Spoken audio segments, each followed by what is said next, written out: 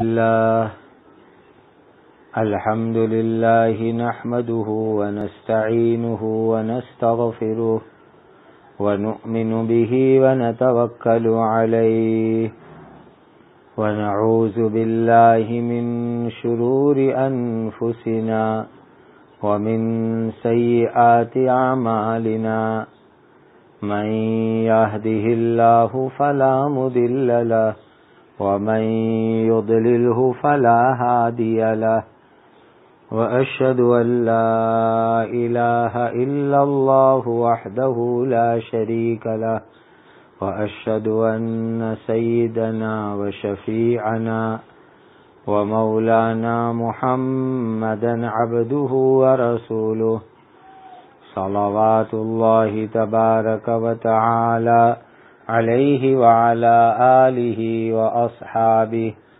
وذرياته وأهل بيته وأهل طاعته وبارك وسلم تسليما كثيرا أما بعد فأعوذ بالله من الشيطان الرجيم بسم الله الرحمن الرحيم لإيلاف قريش إيلافهم رحلة الشتاء والصيف فليعبدوا رب هذا البيت الذي أطعمهم من جوع وآمنهم من خوف۔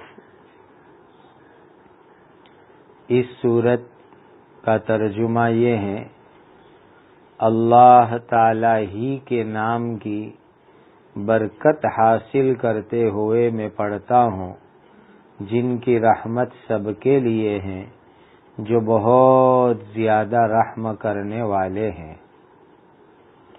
چونکہ قریش لوگ مانوس ہے، وہ سردی یعنی ٹھنڈی اور گرمی کی موسم میں یمن اور شام کا سفر کرنے سے مانوس ہے، یعنی اس کی ان کو عادت ہے اور آسانی سے دو سفر کر لیتے ہیں۔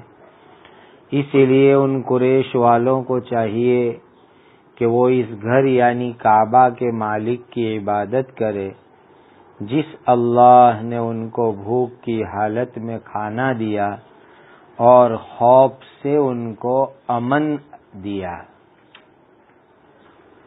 اس سورت کا نام سورۃ القریش ہے۔ 4 آیت ہیں۔ سورہ والتین کے بعد اور سورہ قاریہ سے پہلے 29 نمبر کے اوپر نازل ہوئی اور ایسے موجودہ ترتیب میں 106 نمبر پر ہے۔ اس سورت کے اندر عرب کا ایک بہت بڑا عزت والا خاندان قریش کی بات اللہ نے بیان فرمائی، لہذا قریش سورت کا نام بن گیا، یہ سمجھ میں آتا ہے۔ اور یہ سورت ہجرت کے بعد اللہ تعالی نے، ہجرت سے پہلے اللہ تعالی نے نازل فرمائی تھی، یعنی مکی سورتوں میں سے ہیں۔ یہ سورت میں اللہ تعالی نے قریشیوں کو خاص نعمت یاد دلائی۔ عربی گرامر، نحو و صرف و ویاکرن کے اعتبار سے جار مجرور مل کر کسی کے ساتھ متعلق ہونا چاہیے، اس حساب سے معنی کیا نکلے گا، مفہوم کیا ہوگا۔ ایک بات تو یہ کہتے ہیں کہ ہم نے ہاتھی والوں کو ہلاک کر دیا، جو قصہ آپ نے 2 دن میں سن لیا، اور ہاتھی والوں کو اللہ نے اسی لیے ہلاک کر دیا کہ قریش خاندان کے لوگ جو سال میں 2 مرتبہ سفر کرتے تھے، ان کو کوئی رکاوٹ نہ رہے، عافیت سے اطمینان سے سفر کر سکے اور سب لوگوں کے دلوں میں قریشیوں کی عزت پیدا ہو جائے۔ یوں بھی کہہ سکتے ہیں کہ قریشی لوگوں کے حال پر تعجب کرو کہ کیسے یہ لوگ سردی کی ٹھنڈی کی موسم میں بھی سفر کرتے ہیں، گرمی کی موسم کے اندر بھی سفر کرتے ہیں اور بے دھڑک سفر کرتے ہیں۔ سفر کرنا ہر ایک کے بس کی بات نہیں، اور وہ بھی پرانے زمانے کا سفر، جب سواری کے لیے گھوڑے، گدھے، کھچر، ہاتھی، اونٹ وغیرہ پر سفر ہوتا تھا تو سفر کوئی آسان نہیں تھا۔ آج کی طرح ٹرین، ایروپلین، بس، کار ایسی کوئی چیز نہیں تھی۔ تو قریشی لوگ کیسے بڑے سفر کرنے والے تھے کہ گرمی کی موسم میں ایک سفر کرتے تھے، ٹھنڈی کی موسم کے اندر سفر کرتے تھے، بے دھڑک بنداس سفر کر لیتے تھے۔ یہ بھی ایک بڑی ہمت اور نعمت کی بات ہے۔ باقی بعض لوگ ایسے ہوتے ہیں کہ ان کو ایک شہر سے دوسرے شہر جانا ہو تو اتنے چھوٹے سفر میں بھی کئی دنوں سے ٹینشن ہو جاتا ہے۔ تو قریش کو اللہ تعالیٰ اپنی نعمت یاد دلا رہے ہیں کہ اللہ تعالیٰ نے تمہارے لیے سفر کرنے کو آسان کر دیا، لہذا اللہ کی اس نعمت کے اوپر شکر کرنے والے بندے بنو، اور شکر یہ ہے کہ اللہ کی عبادت کے اندر لگ جاؤ۔ لہذا جن کو اللہ تعالیٰ نے سفر کی ہمت دی ہو، سفر کرنے کی نعمت عطا فرمائی ہو، ان کو اللہ کی خوب زیادہ عبادت کرنی چاہیے۔ سفر میں بھی عبادت کرے اور سفر والی نعمت پر بھی شکر میں خوب عبادت کرے۔ جیسے دنیا میں بہت سارے علاقے کے لوگ ہیں کہ وہ سفر میں بڑے ماہر ہے۔ ہماری گجراتی قوم ماشاءاللہ، اور اس میں بھی خاص ہمارے یہ دکشن گجرات کے مسلمان، دنیا میں جہاں بھی جاؤ آپ کو ہماری گجراتی قوم کے لوگ ملیں گے۔ دنیا میں 5 کھنڈ ہے، 5 بر اعظم ہیں، تو پوری دنیا میں ہر جگہ آپ کو ہمارے گجراتی لوگ ملیں گے۔ ماشاءاللہ خوب سفر کرتے ہیں، تو ان کو بھی یہ یاد رکھنا چاہیے کہ اللہ تعالیٰ نے ہم کو سفر کی نعمت عطا فرمائی ہے تو ہمیں اللہ تعالیٰ کی خوب عبادت کرنی چاہیے، اللہ کا دین زندہ کرنا چاہیے۔ قریشی لوگ ٹھنڈی کی موسم میں یمن جاتے تھے اور گرمی کی موسم کے اندر ملک شام جاتے تھے، جس کو سیریا کہتے ہیں، اور اسی تجارت کی برکت سے اللہ تعالی نے قریشیوں کو مالدار بنا دیا تھا۔ اور اس سے یہ بات بھی سیکھنے کو ملی کہ تجارت بڑی برکت کی چیز ہے۔ قریشی لوگ جو سفر کرتے تھے تو وہ تجارت کے لیے کرتے تھے، ایکسپورٹ امپورٹ، درآمد برآمد، آیات نکاس، اس کے لیے یہ لوگ سفر کرتے تھے اور مال لے جا کر بیچتے تھے، مال لا کر بیچتے تھے۔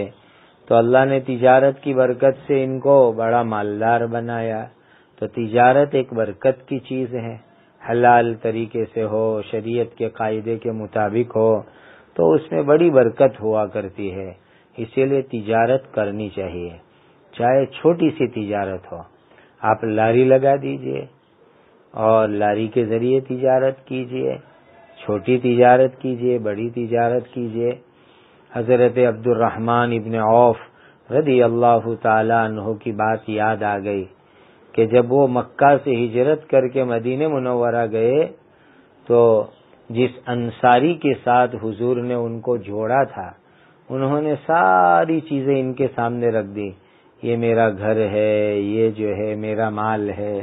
لیکن حضرت عبد الرحمن ابن عوف رضی اللہ تعالی عنہ کہنے لگے کہ مجھے تو مدینہ کا بازار بتلا دو۔ مدینہ کے بازار میں گئے اور انہوں نے جو ہے دہی خریدی اور دہی خرید کر کے بیچ کر کے آئے۔ ادھار دہی خریدی، شام کو دہی بک گئی تو ادھاری بھی چکا دی اور نفع لے کر کے آئے۔ اس طرح انہوں نے دھندا شروع کیا، اتنی برکت ہوئی کہ مدینہ کے بہت بڑے مالدار آدمی بن گئے۔ اسی لیے حلال تجارت کرو، چھوٹی تجارت سے شروع کرو۔ بعض لوگ جو ہے شروع سے ہی بڑے بڑے کاروبار کے خواب دیکھتے ہیں اور پھر اس میں بڑے بڑے قرضے کر ڈالتے ہیں، پھر پھنس جاتے ہیں۔ تو بہرحال سوچ سمجھ کے تجارت کرنی چاہیے۔ حضرت عثمان رضی اللہ تعالی عنہ کے زمانے میں جب قرآن مجید کو باقاعدہ الگ الگ شہروں میں عام کیا گیا اور قرآن مجید کے نئے نسخے تیار کیے گئے، تو حضرت عثمان نے الم تری اور لیلافی دونوں سورت کو الگ الگ لکھوایا اور بیچ میں بسم اللہ الرحمن الرحیم لکھوائی۔ اگرچہ دونوں سورت معنی کے اعتبار سے، تفسیر کے اعتبار سے ایک دوسرے کے ساتھ جڑی ہوئی ہے۔ قریش خاندان کے بارے میں بھی کچھ باتیں سن لو۔ عرب میں بہت سارے خاندان تھے، ان تمام خاندان میں اللہ تعالی کے نزدیک سب سے زیادہ پسندیدہ مقبول خاندان قریش ہے۔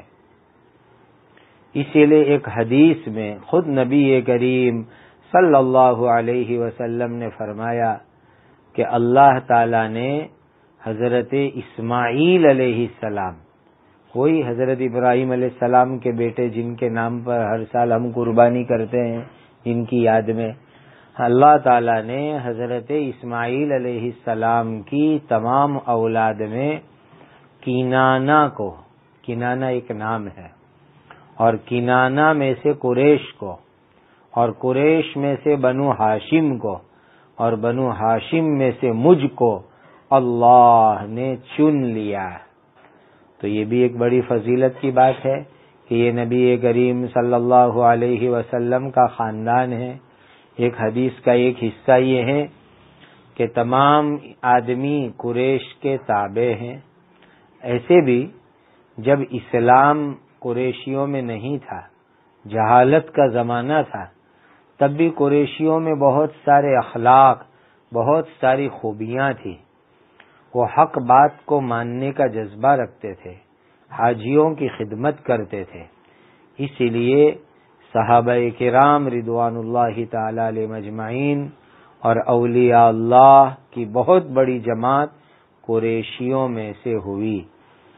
دوسری ایک بات یہ بھی ہے کہ نبی کریم صلی اللہ علیہ وسلم کے اوپر کے داداؤں میں ایک نام ملتا ہے نضر ابن کنانہ۔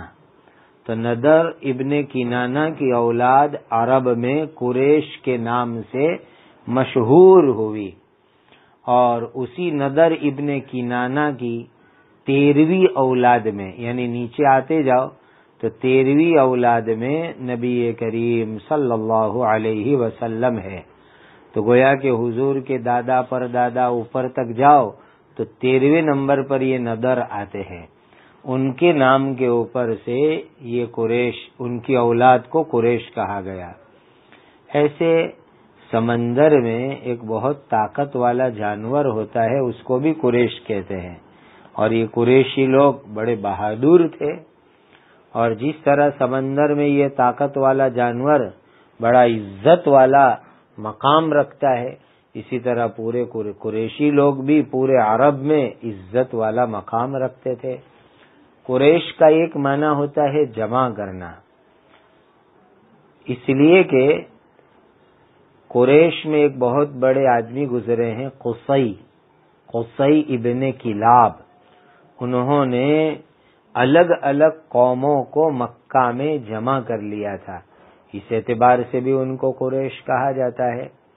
قریش کا ایک معنی آتا ہے کمانے کے، چونکہ یہ قریشی لوگ تجارت میں بڑے ماہر تھے، تجارت کرتے تھے، خوب کماتے تھے، اس اعتبار سے بھی ان کا لقب جو ہے قریش بن گیا ہے۔ اب مکہ مکرمہ کے اندر زمزم کے علاوہ کوئی خاص پانی کا انتظام نہیں ہے، اسی لیے مکہ میں کھیتی بھی نہیں ہوتی، باڑیاں بھی نہیں ہوتی، چاروں طرف پتھر پتھر کے پہاڑ پہاڑ پہاڑ ہے۔ اب تو بہت سارے پہاڑ توڑ دیے گئے، لیکن پہلے زمانے میں پہاڑ ہی پہاڑ تھے۔ اسی لیے تو حضرت ابراہیم علیہ السلام جب اپنی بیوی حضرت ہاجرہ اور اپنے بیٹے حضرت اسماعیل علیہ السلام کو چھوڑنے کے لیے گئے تھے تو آپ نے اللہ کے سامنے دعا کی تھی، وَارْزُقْ أَهْلَهُ مِنَ الثَّمَرَاتِ، اے اللہ مکہ والوں کو پھلوں کی روزی دے دینا۔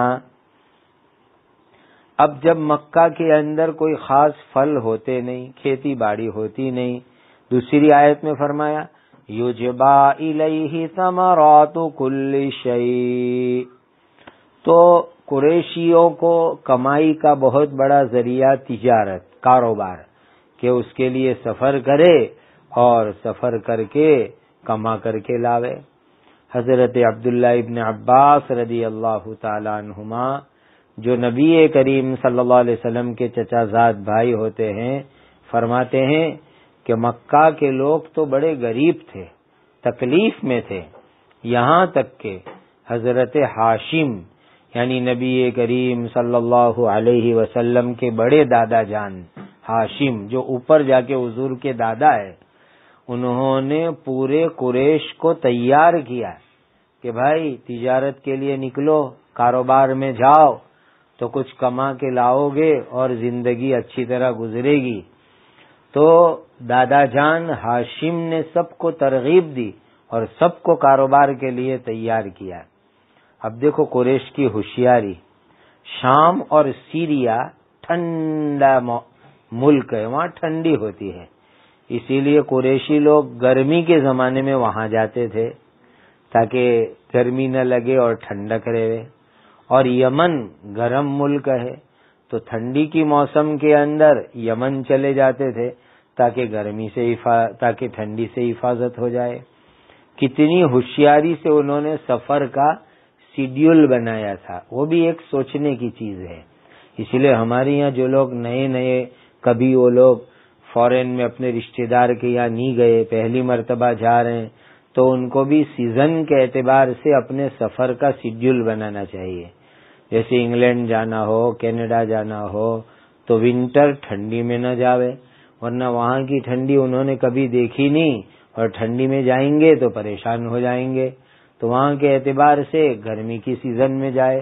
تو یہ بھی قریش سے ہم کو ایک بات سیکھنے کو ملی کہ جہاں سفر کر کے جانا ہو وہاں کا موسم دیکھ کر کے سفر کا شیڈیول ہمیں بنانا چاہیے۔ تو عرب لوگوں نے اس طریقے سے تجارت کے لیے سفر کرنا شروع کر دیا، اور ہاشم جو نبی کریم صلی اللہ علیہ وسلم کے اوپر کے دادا ہے، محمد بن عبداللہ بن عبد المطلب بن ہاشم، یہ حضور کے دادا جان کے بھی ابا جان ہوتے ہیں ہاشم۔ تو ہاشم تجارت کیسے کرتے تھے وہ بھی ایک سمجھنے کی چیز ہے۔ ہاشم کے بارے میں آتا ہے کہ وہ جب تجارت کر کے بینیفٹ اور نفع کما کے لاتے تھے تو قریش کے امیر، غریب، مالدار، غریب سب میں تقسیم کر دیتے تھے نفع جو آتا تھا، اور وہ غریب اور امیر سب کو برابر سمجھتے تھے۔ دیکھو کتنی بڑی بات ہو گئی۔ لہذا ہمیں بھی اللہ کی دی ہوئی روزی میں سے، نفع میں سے تقسیم کرنا چاہیے، رشتہ داروں کو، غریبوں کو، سب کو دینا چاہیے۔ اللہ تعالیٰ کا فضل و کرم یہ ہوا کہ وہ اس طرح سخاوت کے کام کرتے تھے تو اللہ تعالیٰ نے دور دور کے سفر سے بھی ان کو عافیت دے دی۔ عافیت کیسے ہو گئی کہ جدہ ہی کے اندر بڑا مارکیٹ ہو گیا، یمن اور دوسری جگہ سے اناج، غلہ وغیرہ جدہ کے اندر جمع ہونے لگا، اور جدہ کے اندر بڑی مارکیٹ ہو گئی، اور جدہ مکہ سے بالکل قریب ہے، تو اب ان کو دور دور کے سفر کرنے کی تکلیف بھی کم ہو گئی، لہذا جدہ ہی سے ان کا کاروبار بعد میں چل کر کے چلنے لگا۔ یہ کتنی بڑی بات ہو گئی۔ اللہ تعالیٰ ارشاد فرماتے ہیں فَلْيَعْبُدُوا رَبَّ هَذَا الْبَيْتِ۔ او ہو اے مکہ والو، اے قریشی لوگو، تمہارے سامنے کعبہ ہے، کعبہ کے رب، کعبہ کے مالک اللہ کی عبادت کرو۔ اللہ اکبر، یعنی جس اللہ نے تم کو تجارت کی توفیق دی، کاروبار کی توفیق دی، تم کو عزت دی، سب جگہ تمہاری عزت ہوتی ہے، تم اطمینان سے سفر کرتے ہو، کوئی تمہارے قافلے کو لوٹتا نہیں ہے، کوئی تمہارے مال دولت کو لوٹتا نہیں ہے، اطمینان سے سفر کرو۔ اور اسی کعبہ کی برکت سے تو تم کو عزت ملی ہے۔ آج ساری دنیا مکہ مدینہ والوں کی جو عزت کرتی ہے وہ حرمین کی برکت سے عزت کرتی ہے۔ وہاں سے کوئی آ جاتا ہے تو کہ بھئی یہ حرمین سے آئے ہیں، مکہ سے آئے، مدینہ سے آئے، تو عرب والوں کو، قریش والوں کو جو فضیلت ملی وہ فضیلت ملی کعبہ کی برکت سے، حرم مدینہ پاک کی برکت سے۔ آگے اللہ تعالیٰ فرماتے الذی اطعمہم من جوع، جو اللہ تعالیٰ بھوک کی حالت کے اندر ان کو کھانا کھلاتے ہیں، کھانا پینا، ضرورت کی چیزیں دینا، یہ اللہ کا بہت بڑا احسان ہے۔ بھائیو، اس وقت جو لاک ڈاؤن کے حالات ہے اس میں دیکھو لوگ اپنی زندگی کی ضروریات پوری کرنے کے لیے کیسے کیسے پریشان ہیں، کیسے کیسے دکھی ہے۔ کل ایک جگہ کے اوپر بیستان آواز کی طرف ساتھیوں کے ساتھ جانا ہوا، بسکٹ کھانا بھی، اناج وغیرہ بھی تقسیم ہو رہا تھا، بسکٹ بھی بہت ساری گاڑی کے اندر تھی، تو ایک بچے کو بسکٹ دی تو اس کی ماں کہنے لگی کہ 10-11 دن کے بعد میرے بچے نے یہ بسکٹ دیکھی ہے، اندازہ لگاؤ کیسے کیسے حالات ہے۔ تو اللہ تعالیٰ کھلاوے پلاوے کپڑے پہناوے، یہ اللہ کی بہت بڑی نعمت ہے، اس کو اللہ کی نعمت سمجھو۔ اور آگے اللہ کی ایک بہت بڑی نعمت بتائی وَآمَنَهُم مِّنْ خَوْفٍ، خوف اور خطرے میں امن اور اطمینان سے رکھنا، یہ بھی اللہ تعالیٰ کی بہت بڑی نعمت ہے۔ اصل میں جس زمانے کے اندر قرآن اتر رہا تھا پورے عرب کے اندر قتل مارا ماری عام تھی، لیکن قرآن کی برکت سے، حضرت نبی کریم صلی اللہ علیہ وسلم کی برکت سے ہر جگہ امن و امان اطمینان ہو گیا۔ تو ہر جگہ لوٹ مار ہوتی تھی، قتل غارت گیری ہوتی تھی، لیکن اللہ تعالیٰ نے کعبہ، قرآن، نبی صلی اللہ علیہ وسلم، قریش سب کو امن عطا فرمایا۔ تو اللہ تعالیٰ نے فرمایا کہ جس اللہ نے خطرات کے ماحول میں تم کو امن سکون چین سے رکھا ہے، اللہ کی اس نعمت کا شکریہ ادا کرو۔ لہذا دنیا میں امن سکون ملے، آخرت میں عذاب سے امن سکون چین ملے، یہ اللہ تعالیٰ کی بہت بڑی نعمت ہے۔ خطرات جب ہوتے ہیں، جان خطرے میں ہوتی ہے تو گھر بار، دولت، پراپرٹی، بزنس سب بیکار ہو جاتا ہے۔ سب سے بہت بڑی نعمت ہے امن و امان، سکون چین، شانتی کا ماحول جو اس وقت ہم سب کو اللہ تعالیٰ نے عطا فرمایا ہے، اس نعمت کی بہت زیادہ قدر کرنی چاہیے۔ لہذا اللہ تعالیٰ کی اس نعمت کے اوپر شکر ادا کر کے اللہ تعالیٰ کی خوب عبادت کرنے والے بنو۔ یہ اس سورت کا جو ہے سبق ہے، اس سورت کا پیغام ہے۔ بہت سارے بزرگوں کا یہ تجربہ ہے کہ جب کسی انسان کو کسی دشمن سے خطرہ ہو تو سورہ لیلاف قریش پڑھ لے وے، کسی مصیبت کا خوف ہو تو سورہ لیلاف قریش پڑھ لے وے، کوئی خطرہ ہو سورہ لیلاف قریش پڑھ لے وے، تو اس سورت کی تلاوت کی برکت سے اللہ سبحانہ و تعالی امن، سکون، چین، راحت عطا فرمائیں گے۔ یہ بہت سے اولیاء اللہ والوں کے تجربات کے اندر شامل ہے۔ اسی لیے میں آپ سب کو کہتا ہوں کہ کسی جگہ پر بھی آپ کو خطرہ معلوم ہو، ڈر معلوم ہو، کسی انسان کا ڈر لگے، دشمن کا ڈر لگے، یا بعض جگہ کسی جگہ پر جا کے ڈر لگے، تو فوراً یہ سورت پڑھنا شروع کر دو. اللہ تعالیٰ خطرات کو دور کر دیں گے، امن سکون چین دیں گے، عافیت عطا کریں گے. سفر میں بھی ہم جب بھی سفر میں جاتے ہیں تو ہمارے حضرت مفتی احمد صاحب خان پوری دامت برکاتہم العالیہ، اللہ صحت عافیت کے ساتھ ان کی عمر میں برکت عطا فرماوے، ہم جب بھی سفر میں جاتے ہیں تو ساتھیوں کو سب کو ہدایت ہوتی ہے کہ بھئی 11 مرتبہ لإلاف قریش پڑھ لو. تو سفر میں نکلتے ہی 11 مرتبہ لإلاف قریش پڑھوا لیتے ہیں، ہم سب پڑھ لیتے ہیں، اب معمول بن گیا. تو اس کی برکت سے پورا سفر اطمینان والا، سکون چین راحت والا ہو جاتا ہے. اسی لیے میں آپ سب کو بھی کہتا ہوں کہ اس وقت کے خطرات بھرے حالات یا یہ کہ کسی بھی اور موقع پر آپ کو جب کبھی خطرہ لگے، ڈر لگے، گھبراہٹ کی کیفیت لگے تو سورہ لإلاف قریش پڑھ لو. بہت مجرب عمل ہے. اللہ تعالیٰ اس کی برکت سے خطرات کو دور کر دیں گے، امن سکون چین عافیت عطا فرمائیں گے. یہ بڑی جو ہے آزمائی ہوئی یہ چیز ہے، بہت پیارا وظیفہ ہے. اللہ تعالیٰ ہم سب کو اس صورت کے اندر جو نصیحت کی باتیں ہوئی اس کے اوپر عمل کرنے کی، دوسروں تک پہنچانے کی توفیق اور سعادت عطا فرمائے. کچھ اب آج سے ہر مجلس کے بعد انشاءاللہ کوئی فائدے کا وظیفہ بھی انشاءاللہ آپ کو بتلانے کی کوشش کریں گے. آج کا ایک وظیفہ تو سورہ لإلاف قریش ہو گیا. دوسرا وظیفہ آیت الکرسی کا میں بتلاتا ہوں. آیت الکرسی کے بارے میں حدیث میں بڑی فضیلتیں آئی ہے.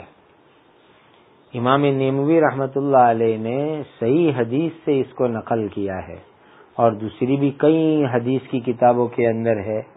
ایک تو ہر نماز کے بعد ایک مرتبہ آیت الکرسی پڑھو تو اللہ تعالیٰ اس کی برکت سے مرنے کے بعد سلامتی سے جنت میں داخل فرما دیں گے. کتنی بڑی فضیلت کہ ہر نماز کے بعد آیت الکرسی پڑھ لی تو اس کی برکت سے سلامتی سے جنت ملے گی. دوسرا ایک فائدہ خاص طور پر آج کے حالات میں سن لو، یہ کہ جو آدمی نماز کے بعد آیت الکرسی پڑھے تو اللہ دوسری نماز تک اس کو سلامت رکھیں گے، حفاظت میں رکھیں گے.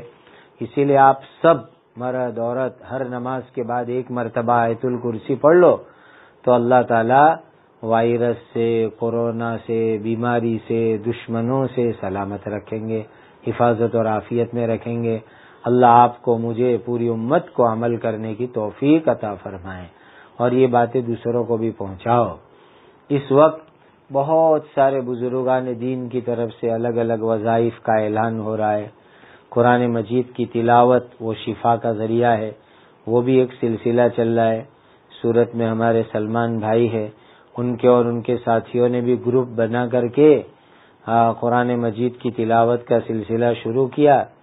تو تھوڑے ہی وقت میں 70 سے زیادہ قرآن کے اوپر یہ لوگ ماشاءاللہ پہنچ گئے، 70 سے زیادہ ختم کر لیے. اللہ تعالیٰ ان کی اس تلاوت کو قبول کر لے. آج مختصر دعا بھی کر لیتے ہیں چونکہ ختم قرآن کے اوپر دعائیں قبول ہوتی ہے، اور اللہ اس کی برکت سے سب کو عافیت اور سلامتی عطا فرمائے. دعا مانگنے کی ترتیب یہ ہے کہ پہلے کم از کم 1 یا 3 مرتبہ پڑھو الحمدللہ رب العالمین، الحمدللہ رب العالمین، الحمدللہ رب العالمین. پھر درود پاک پڑھو اور پھر دعا کرو. اور یا ذل جلال والاکرام یہ بھی 3 مرتبہ پڑھ لو. یا ذل جلال والاکرام کے بارے میں حدیث میں آتا ہے کہ اس کے ذریعے گڑ گڑا کے اللہ سے دعا مانگو. اور یا ارحم الراحمین بھی 3 مرتبہ پڑھ لو. الحمدللہ رب العالمین، الحمدللہ رب العالمین، الحمدللہ رب العالمین، والصلاة والسلام علی سیدنا محمد وعلی آلہ واصحابہ وعلی من تبعہم بإحسان الی یوم الدین. یا ذا الجلال والاکرام، یا ذا الجلال والاکرام، یا ذا الجلال والاکرام، یا ارحم الراحمین، یا ارحم الراحمین، یا ارحم الراحمین. لا الہ الا اللہ العظیم الحلیم، لا الہ الا اللہ رب العرش العظیم، لا الہ الا اللہ رب السماوات ورب الارض ورب العرش الکریم وإلہکم الہ واحد لا الہ الا هو الرحمن الرحیم ربنا آتنا فی الدنیا حسنة وفی الآخرة حسنة وقنا عذاب النار۔ اے اللہ ہمارے گناہوں کو معاف فرماؤ، ہمارے گناہوں کو معاف فرماؤ، ہماری مغفرت فرماؤ، پوری امت کی مغفرت فرماؤ۔ اے اللہ تمام لوگ جن کو جس لائن کی بیماری ہے، کورونا ہو یا کورونا کے علاوہ، تمام بیماروں کو اپنے فضل اور کرم سے شفائے کاملہ عاجلہ دائمہ مستمرہ عطا فرماؤ، اور اے اللہ باقی تمام لوگوں کی ہر بیماری سے، ہر آفت سے حفاظت فرماؤ۔ اے اللہ ہر ایک انسان کی کھانے کی، پینے کی اور دیگر جائز ضروریات کو خزانہ غیب سے اپنے فضل اور کرم سے پورا فرما دیجئے۔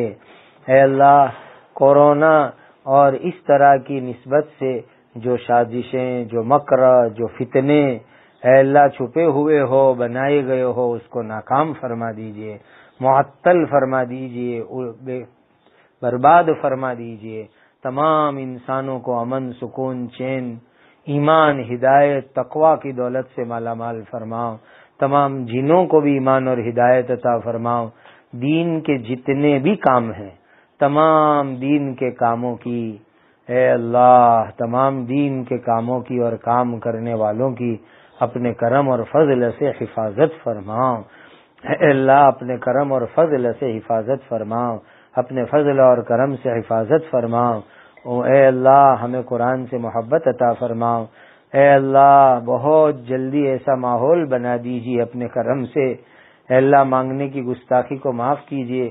اے اللہ بہت جلدی وہ خوشی ہم کو دکھائیے کہ مسجدوں کو نمازوں سے پھر سے دوبارہ بھر دیجیے، آباد فرما دیجیے، حرمین شریفین کو طواف، عمرے، حج سے آباد فرما دیجیے۔